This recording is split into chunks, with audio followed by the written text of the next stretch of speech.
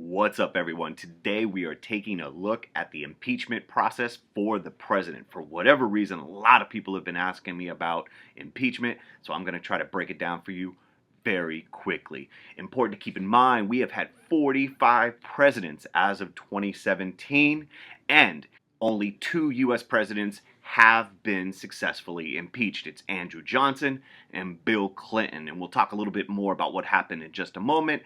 And some people kind of put Nixon in this category. He was almost impeached, and we'll talk about Nixon too. Now, an important thing to keep in mind is impeachment is very often misunderstood. So what the heck is impeachment? It's the process by which legal charges are pressed against a government official. And this process, it's basically formal charges are pressed by the House of Representatives. It's kind of like an indictment in a regular court. Charges are pressed. What impeachment is not, and a lot of people think it is this. No. It is not the removal from office. So this is just formal charges being pressed by the House of Representatives. Now, where does this power of impeachment come from? And it is in the Constitution. It is one of the enumerated powers of the legislative branch. The writers of the Constitution at the Constitutional Convention put it into the actual document, and specific sections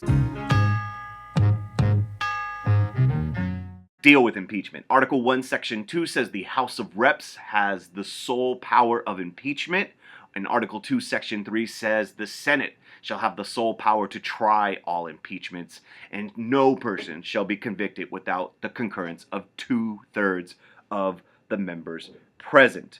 Remember, at the time that the Constitution was written, most countries did not have elected leaders, nor did they have ways to get rid of their leaders should they feel the need to. So this was a big deal that impeachment is in the Constitution. You could remove a politician from office or a judge. There's another part of the Constitution that actually deals with what is an impeachable offense, and that is in Article 2, the Executive Branch section, Section 4, about disqualification. And the text is pretty simple. There it is right there. Now, you probably can't read that, so here is what you're looking at. The President, Vice President, and all civil officers of the United States shall be removed from office on impeachment for and conviction of treason, bribery, and other crimes, high crimes, and misdemeanors. And there's a lot of debate what is an impeachable offense, and here's why. The Constitution does list 3 things. Treason, which is pretty obvious, helping enemies of the United States. Bribery, taking money or gifts in exchange for political favors. And this third one, high crimes and misdemeanors. The Constitution, the framers didn't really define that, and most scholars have said serious offenses against the republic, breaches of the public trust, but once again, there's no concrete definition of when this actually occurs. So impeachment gets tricky. What is not tricky is the process, and that is in the legislative branch, that is in Congress, and as we saw in the first 2 articles, impeachment begins in the House of Representatives. And that basically means, remember, formal charges are pressed. And this can begin with any representative can introduce an impeachment resolution. So they introduce it into the House of Representatives, and after that, it goes to a committee. And the impeachment charges must be approved by the majority of the House Judiciary Committee. And currently you can see the chairman there. That changes according to who controls Congress. And basically what they do in the committee, it's been around since 1813, they are going to discuss and open an investigation of the charges. They conduct an inquiry, and eventually they vote whether or not to recommend impeachment, and if they do, they submit that bill to the House. They prepare a report, and it's voted on by the full House of Representatives. Now, the House of Reps then will come together, all of the House of Reps, and they will vote on the articles of impeachment. And the House of Reps can approve some of the articles of impeachment and not approve others. In fact, when President Clinton was indicted, 2 of the 4 were approved by the full House vote. And this vote is a simple majority. Yes, the president is impeached. If they get 50% plus 1 of the House of Representatives, that president is impeached. It is the official impeachment. Keep in mind, even with this simple majority, it does not mean they are removed from office. He or she still has a next step, and that is the next part of the impeachment process is the Senate conducts a trial. There is no judge, there is no jury. In the case of the president, it is presided by the Chief Justice of the Supreme Court, according to the Constitution. And at the trial, the politician, the president, stands in judgment. The Senate is the judge and the jury. They hear evidence from both sides. Members of the House investigate and prosecute the case.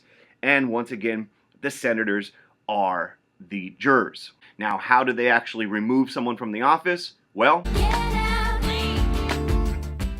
to get that person out, you need a 2/3 supermajority. So in the case of current Senate, there's 100 members. You need 67 votes to convict and remove the person from office. And in both instances, in Andrew Johnson's case and Bill Clinton's, they both were acquitted. Give you a little breakdown on the history of presidential impeachment. Impeachment is extremely rare, and I think the founders made it that way because, in essence, by removing a president from office, you would be undoing the vote of millions of people in the case of today's politics. Quick rundown: Andrew Johnson was impeached for violating the Tenure of Office Act. He had to get permission from Congress, and he fired the Secretary of War, the guy with the killer beard right there, and he is impeached because the Tenure of Office Act required he get the approval of Congress. And in 1868, Andrew Johnson is impeached really for political reasons. There's a battle over the direction of Reconstruction between Congress, which is controlled by the Republicans, and Andrew Johnson, who was an accidental president because Lincoln is killed, and he in fact is a Democrat. There are eventually 11 articles of impeachment against Andrew Johnson. It does go to the Senate. It does go on trial, but Johnson is saved because they only get 64.8% of the vote. They're one vote short of removing him from office. And a lot of reasons why he's not removed is because they don't want to create a precedent of removing a president strictly for political grounds. We will have to wait all the way until 1998 for the next case of impeachment, and that is Bill Clinton. Bill Clinton was impeached as a result of his affair with Monica Lewinsky. And if you're thinking, what, you can get impeached for cheating? Well, no, it gets more complicated because he's impeached on charges of perjury. He's lying under oath. He lied about his affair with Monica Lewinsky and obstruction of justice. And in this case, Bill Clinton is facing a Republican-controlled Congress, but just as Johnson, Clinton would also be acquitted, so he is impeached, but he is not removed from office. They only get 45% of the vote in the Senate. Now, what's up with Nixon? Both of these examples end up in acquittals. What about Nixon? You know he eventually steps down.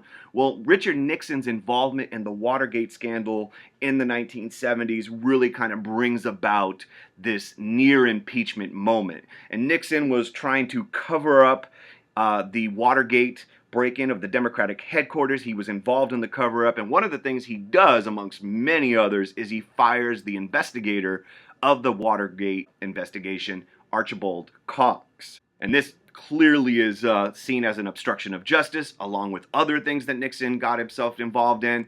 And Nixon resigned from the presidency before the full House of Representatives voted on impeachment. So if he did not resign, good chance that he was going to be impeached and it would go to trial. Now, important to keep in mind, no U.S. president has been removed from office by impeachment and conviction. We are 0 for 2 in the Senate. Impeachment is hard. Finally, for those of you wondering about 2017 or 2021 or whatever president's in power, keep in mind, now you know this is the process. And currently, of course, we have, in 2017, Mr. Donald Trump. And the House of Representatives is broken down into these numbers. There are 435 representatives, and that means 238 of them are Republicans, 193 of them are Democrats. There are currently, as of April, 4 vacant seats, which would mean to get that simple majority, you would need 218 votes to vote for impeachment. That means Republicans would have to join Democrats to vote on that issue. And in the Senate, if it was to go to the Senate on trial, this is the breakdown. There are 52 Republicans. Republicans control both houses of Congress. That means to get the 2/3 supermajority, you would need 67 votes, which is very difficult to get. And once again, I'm not saying he should or should not be impeached, but that is the process. You can leave in the comments if you think what he's done thus far is impeachable and removable from office. Now that you know the Constitution. Thank you very much for watching. If the video helped you out, click like, even if it didn't, click like, and make sure you tell all your friends about our AP government videos, and subscribe to Jocz Productions. Peace.